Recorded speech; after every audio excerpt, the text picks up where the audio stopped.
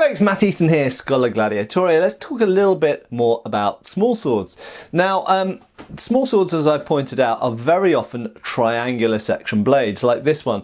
And as I've shown in previous videos where I've stabbed my poor old punch bag out in my garden, triangular blades are fantastic for stiffness. Okay, that is the very reason why blades were made of triangular cross section for bayonet blades. Okay, the socket bayonet, triangular bayonet that was used from the end of the 17th century. You could say the plug bayonet came in, but the triangular socket bayonet is really a thing of the 18th century and was used all the way through even until the 20th century, okay, but right the way through the 18th and 19th centuries, so a couple of 100 years. And you've got to bear in mind, of course, that if we think about that in comparison to other weapons like the longsword or the rapier, you know, rapiers and longswords only really had their heydays for a couple of 100 years as well. So in fact, we could say that the socket bayonet, the triangular socket bayonet of the typical triangular section design was, you know, very successful, obviously, and really widely used and really popular all over the world, lots of different countries.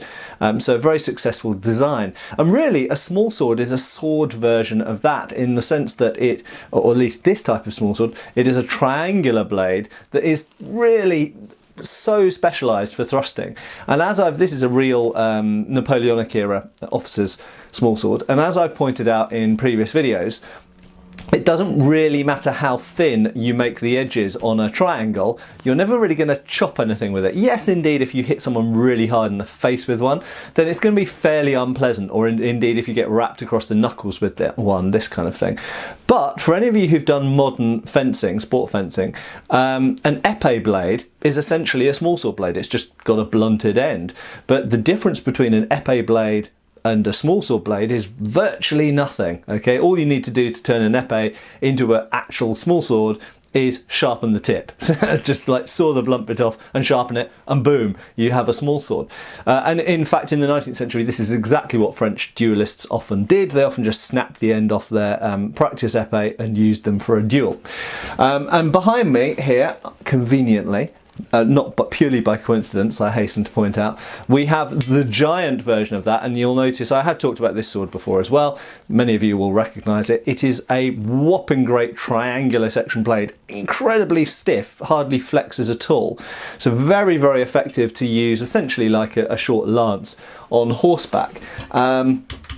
On foot it would be somewhat cumbersome, and on foot you don't need that much mass, so on foot something like a small sword makes more sense. And as I've shown before, I've just to grab the Collischmard, that's just off camera. So the Collischmard version has a broader base of the blade to give it a little bit more beef in the blade. For various reasons. I've talked about, search in my videos for small swords and you'll see previous videos I've done on this, but that's actually a relatively complex topic, so I won't get into that. But as I pointed out, these triangular blades can't really cut. Now, I've done videos talking about Game of Thrones and the fact that Arya's sword is a small sword, essentially. Now, some people dispute that and say, oh, it's edged because she cuts a pigeon in half with it and cuts a candle. And okay, let's separate here what they show the sword doing in the series and what that sword could actually do. Okay, the fact is it's shown as a triangular blade.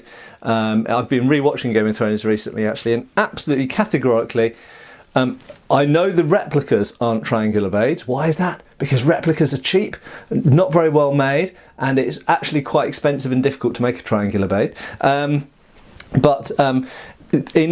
Certainly in season 1, it is categorically a hollow ground small sword blade. There's no question about it. It's a somewhat similar blade. In fact, it's an épée blade, basically. It's like a broad épée blade, and it's like this. And there is no way that a blade like that, really, generally speaking, I'll say there's no way, generally speaking, I'm going to caveat it, because I have another sword here, which I'm going to talk about now, which kind of goes against that rule. So generally speaking, a triangular blade cannot cut. But there is an exception to that. So some of the most avid viewers of this channel will recognise this sword from one of my unboxing videos. If you want to see it coming out of its unboxing video, search in my videos for antique swords unboxing. You'll also notice, for anyone who watches my channel regularly even, you might not realise I have playlists, okay, and you can watch my playlist, and if you look in the antique sword playlist you'll find it there. But this is a rather unusual sword. Okay, so let's just talk about the hilt, because that's actually fairly easy to discuss. So the hilt, which is very beautiful, as you'll see, very, very lovely thing, is brass, well, kind of bronze actually, more than brass, gilded. So the reason it looks so super gold in there is because it's literally gold. It's got a gold wash essentially, very, very thin. It does rub off with age. You'll notice on the outer surface it looks dark. That's because the gold has rubbed off, and you see the colour of the metal showing through, which is bronze, but gold wash over the top. Now the hilt is in essence the 1796 pattern heavy cavalry officer's dress sword. What does that mean? Well, I'll grab yet another sword from here.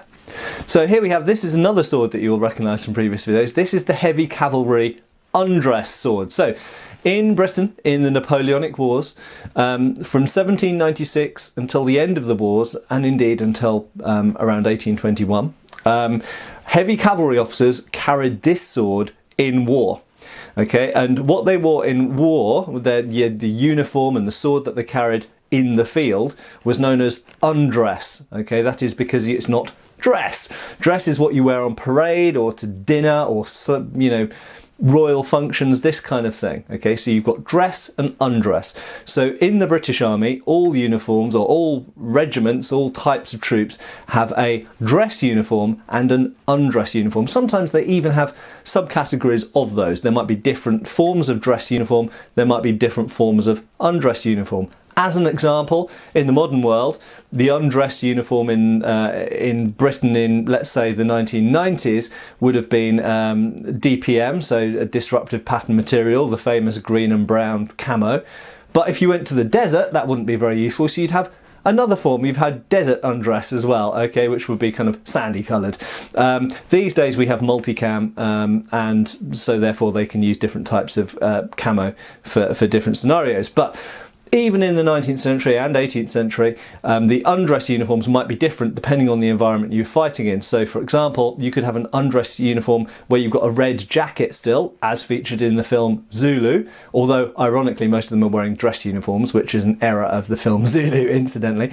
But they did have red jackets that were undress versions. Or you might be wearing khaki. So if you were fighting in Afghanistan at the same time as the Zulu wars were going on, so fighting in South Africa they wore red, fighting in Afghanistan they wore khaki, for various reasons, some of which are somewhat obscure. But anyway, so this is the undress sword, that is the field service sword, and this is the dress sword. Okay, so when they were on kind of ceremonial occasions, these kind of things, they carried a dress sword, and as you'll notice, it is essentially like a scaled up, oversized small sword hilt, in shape at least. But the blades for these are usually kind of like a spadroon blade, okay? In fact, they are a spadroon blade, but they're double-edged rather than back-edged. However, this is a somewhat different blade, and that's why I'm talking about this sword here. Okay, so now this, as you can see, is triangular. We have a hollow ground face here, and we have a ridge here, but you'll notice, hopefully you can see, that the ridge is not in the middle. If we look at the Colishmard again, you'll notice that it has just the same, it has a hollow side, and it has a ridged side, so it's a triangle cross section. But the ridge is in the middle, okay, so it's a kind of equilateral triangle, almost. So the ridge is in the middle, and therefore the edges have no realistic hope of ever being sharp because of the edge geometry. However, what they've done here is they've attempted to make a small sword triangular section blade with a cutting edge. And have they succeeded? Kind of, okay. So I will tell you that that edge is sharp. Now you might think, why has it got a sharp, quite brutally functional blade on a dress sword? Well, in the Napoleonic era, dress swords didn't only serve the function of something that you would wear at a ceremonial occasion.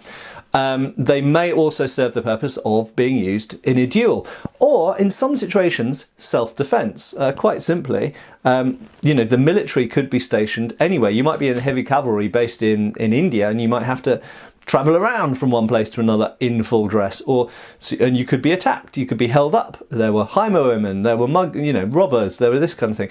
Or it could simply be for duels of honour, settling matters of honour. Now, while duelling officially was forbidden in the British Army at this time, we know that it happened, and ironically the Duke of Wellington forbade his officers from duelling, and yet we have letters surviving from him exactly saying that, oh, if you're going to get into duels, learn how to fence properly. And he recommended that they study from Henry Angelo's uncle, I think he was, but one of the Angelos was in the British Army and giving fencing lessons. So there we go. So it could be used for dueling, could be used for self-defense, and it is a very functional blade. It's not super stiff. What they've done by making it broader and having it have some cutting capacity is it has become a bit more flexible. It's about as flexible as a spadroon, okay? But it's got a better, I would say it's a little bit stiffer than a spadroon, and it's definitely got a better point geometry for thrusting. So what they've done here is they've essentially reinvented the spadroon to be better than the spadroon. So my common criticism of the typical 1796 infantry officer spadroon is it's rubbish at cutting because of the edge geometry and narrow blade, and it's not very good at thrusting because it's quite flexible. This is slightly less flexible but has a tapered blade which is far more likely to penetrate effectively, and it also increases the handling characteristics if you're using the point, because it brings more of the weight distribution back towards the point of balance instead of out at the tip. But it still has a little bit of cutting capacity. Now, how well would this cut? Well, the short answer is I don't know. Okay, so this is quite a valuable 200-year-old antique, so I'm not going to be cutting things with it anytime soon, but you can tell quite a lot from the way that thing will interact with your body if you tap yourself like this, and you'll notice I'm doing it fairly lightly, whereas I did it harder with the small sword, and that is because this has a narrow, very fine and almost sharp edge. So I wouldn't really want to do that to my arm because I imagine it is going to leave more than a mark on my arm, so I won't do that. So there we go. That is really just to say that while it is generally true that a triangular hollow ground blade optimised for thrusting, even in an extreme example like an estoc, which is essentially that's an estoc, cannot cut. You can hit people with it, absolutely, but generally speaking, you just can't cut anything with it. But this is a very rare adaptation of that, whereby you may possibly have some cutting capacity if you locate the ridge towards the back of the blade, and therefore allow better edge geometry at the front of the blade. I hope that's been somewhat interesting, and I might talk about this sword in the future, and I'll certainly be talking more about small swords. Cheers, folks. Thanks for watching. Please subscribe. We've got extra videos on Patreon, t-shirts on Spreadshirt, and I hope to see you for the next video.